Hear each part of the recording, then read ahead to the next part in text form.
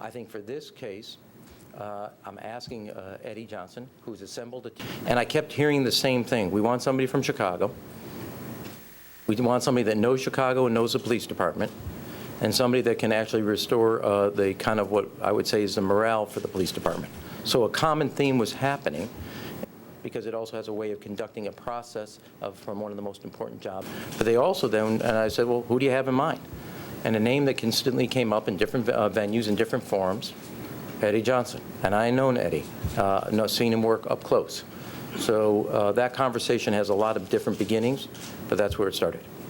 Rank and file say, what the aldermen have to say, what community leaders have to say, what religious leaders have to say.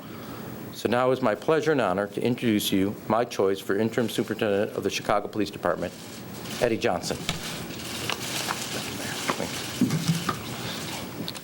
Thank you, Mr. Mayor.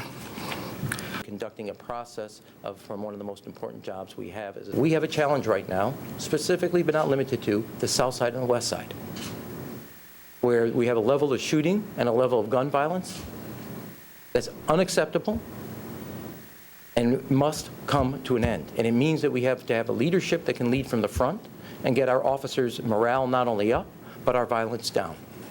And that means I have to look for an individual that has what I think the city needs right now to produce the type of public safety and an engagement that has, to date, in the last couple months, hasn't happened. I believe Eddie Johnson has all those qualities and more. Fran?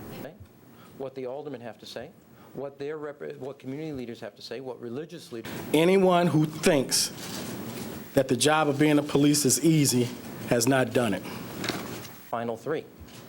But in addition to listening to what the police board had to say, countless incidents of courage and professionalism far outweigh the few examples of excessive force.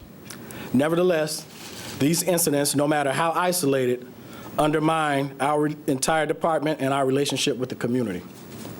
We have to own it, and we have to end it. Let me say that again. We have to own it, and we have to end it. In this case, I'm asking Eddie Johnson, who's assembled a team,